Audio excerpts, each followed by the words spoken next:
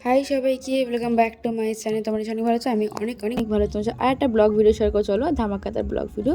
আজকে ছিল নববর্ষ, আর নববর্ষের দিন সকাল সকাল আমি এইরকম ড্রেস ফ্রেস করে নিচ্ছি, রেডি ফেডি নিচ্ছিলাম চান ফান করে। সকালে চান ফান করে টিফিন খেয়ে নিলাম হচ্ছে চাউমিন। আর তারপরে মা বললো এখানে আমাকে রান্নাঘরে আসতে একটু ভিডিও করে দিতে মায়ের বিরিয়ানির জন্য। তো এখানে মা যে বেসিক্যালি বিরিয়ানি করার জন্য মাটন নিয়ে নিয়েছিল, আর মাটন বিরিয়ানি হচ্ছিলো আজকে।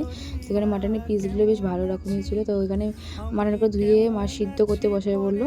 আর তার মধ্যে এখানে আমি নিলাম চালটাকে সুন্দর করে ধোয়া হয়ে গেছে এখানে। আর সিদ্ধ করার আগে দিলাম এখানে হলুদ আর লঙ্কার গুঁড়ো, একটুখানি নুন।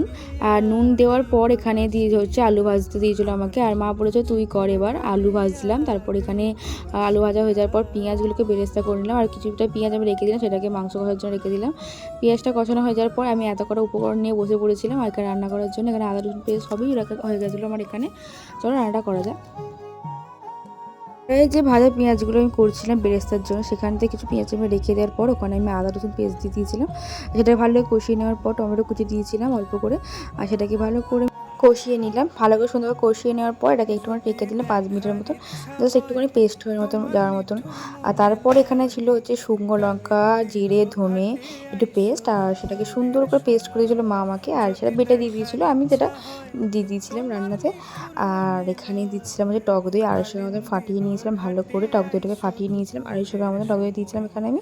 আর সেটাকে দিয়ে সুন্দর করে আমি কষিয়ে নিয়েছিলাম, আর কষিয়ে তেল ছাড়ার পর কিন্তু মাংসগুলো দেবে, তার আগে আমি ভালোভাবে কষিয়ে নেবো। চলো।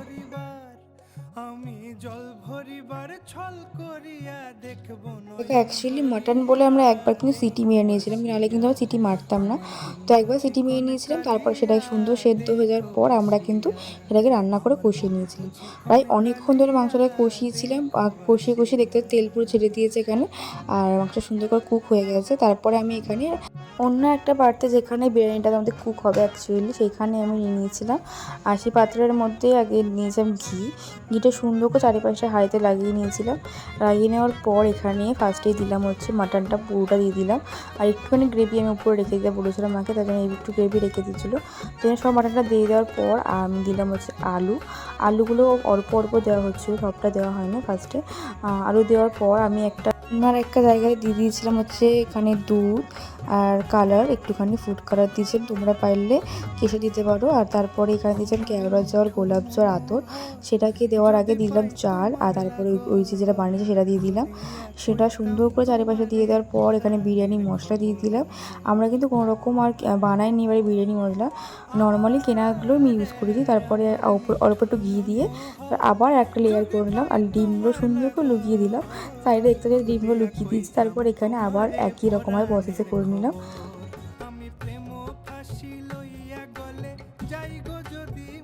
তো আর একবার ঘি দিয়ে দেওয়ার পর এখানে দিয়েছিলাম বেরেস্তা যেটা আগে করেছিলাম সেটাই দিয়ে দিয়েছিলাম, অল্প করে করেছিলাম। তো এখানে করছো দিদা আমের চাটনি, আর এখানে আমি কুক বসিয়ে দিয়েছি। আর দেখো চাটুর উপরে বসিয়েছি হাঁড়িটাকে, যাতে ভালো করে কুক হয়ে যায়। আর এখানে কিন্তু হয়েও গেছে, অনেকক্ষণ রাখার পর কিন্তু হয়ে গেছে, দেখতে পাচ্ছ। তো ফাইনালি আমাদের বিরিয়ানি ডান। আর তোমরা দেখতে কতটা ভাব উঠেছে এখানে বিরিয়ানিতে। তো সুন্দর করে সেটাকে আমরা আগে ফার্স্টে আটাটাকে ছাড়িয়ে নেওয়া হলো এখানে, তারপরে কিন্তু বিরিয়ানিটা খোলা হবে। তার আগে কিন্তু তার আগে একটু ঘি দিয়ে দেবো, আমরা ওপরটাতে ছড়িয়ে দেবো ঘি। আর ভালো করে ঘিটা দেবে, ঘিটা দিলে কিন্তু খুব সুন্দর একটা স্মেল আসে। আমরা কিন্তু ওপরে একটু ভালো করে ঘি দিয়ে দিয়েছিলাম। আর এই যে আমি ফার্স্টে পাতাটা নিয়ে বসে পড়েছিলাম, আর দিয়ে দিয়েছে খাবার আমাকে। দেখি কি মনে হচ্ছে পুরো দোকান মতন হয়েছে না? তারপর এখানে আমি ফার্স্টে বাইটটা নিলাম, এতটাই আমি হয়েছিল কী বলবো, এত সুন্দর হয়েছিল, আমি তো নিজেই ভাবছিলাম যে দোকান খুলে পেলাম আমি একটা। তো তারপরে এখানে খেলাম চাটনি আর পাঁপড়, আর মিষ্টিটা শেষ পাতে খাইনি, কারণ আমি মিষ্টি খেতে ভালোবাসি না, ঠিক আছে। মিষ্টি ছিল। এই যে খাওয়া দাওয়া কমপ্লিট হয়ে গেছে আমার। এবার খাওয়া দাওয়া হয়ে যাওয়ার পর সবাই পড়েছিল শুয়ে, আর আমি বসে করছিলাম রিলসে একটি ভিডিও শ্যুট। আর একটা বড়ো ফিল করছিলাম, কারণ সারাদিন তো রান্না বান্না করলাম, সবার সাথে গল্প করলাম, ঠিকঠাক হয়ে গেল সব কিছু, সকালবেলাটা কেটে গেল। কিন্তু বিকেলবেলা আমি কী করবো সেটাই ভাবছিলাম। আর এই যে বসে বসে আমি একটু রাস্তার লোক দেখছিলাম। আমি কেমন আছি পরের ঘরে, তোমার পাশরিয়া কেমন আছি, আমি কেমন আছি। রাধারে বসে লোক দেখার অভ্যাস নেই, তার জন্য একদম চলে এলাম ডাইরেক্ট একদম ছাদে এসে খোলা আকাশে চুপচাপ বসে বসে একটুখানি ওয়েব সিরিজ দেখছিলাম। ওয়েব সিরিজ দেখতে আমার খুব ভালো লাগে। তো দেখতে দেখতে এখানে খাচ্ছি গ্লুকোজ, আর এই যে গ্লুকোজ খেতে খেতে আমি দেখলাম ওয়েব সিরিজ।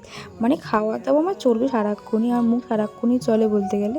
তো এই যে কত সুন্দর লাগছে চারিপাশটা, খুবই সুন্দর লাগছিলো।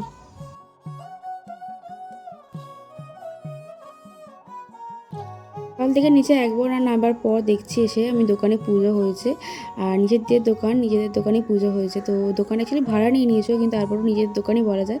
তো পুজো হয়েছে, তারপর এখানে আমি রেডি হয়ে নিয়েছি, মায়ের সাথে যাচ্ছিলাম হালখাতা করতে। আর এই কুর্তার নিচে নববর্ষ পরার জন্য তো পরে নিয়েছিলাম, আর সুন্দর করে রেডি হয়ে মায়ের সাথে যাচ্ছিলাম নববর্ষের জন্য হালখাতা করতে।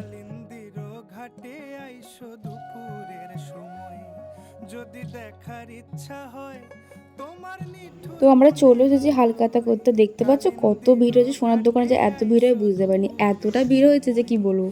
আর এখানে আমি ভাবছিলাম যে বিয়ে বাড়ির গেট করেছে, তো তারপরে গেলাম হচ্ছে ভিতরে। আর ভিতরে যাওয়ার সাথে সাথে দেখতে পাচ্ছ কতটা ভিড় ছিল। তো এই যে ভিতরে চলে এসেছি, পিসি হালখাতা করবে আর পিসি অনেক কটা করবে। তো এখানে পিসি দাঁড়িয়ে পড়েছে টাকা দেওয়ার জন্য। আর আমি এখানে যে নাকের গুলো এত ভালো লাগে আমার, কি বলবো। এখান থেকে খাওয়া ছিল যে আইসক্রিম, আর আমরা সবাই মিলে তিনজনে ছিলাম, তিনটে আইসক্রিম নিয়ে চলে এলাম বাড়ি যাওয়ার জন্যে। যদি পাই তোমার লাগর খুলিয়া কইতাম তোমারে পরাণের খবর।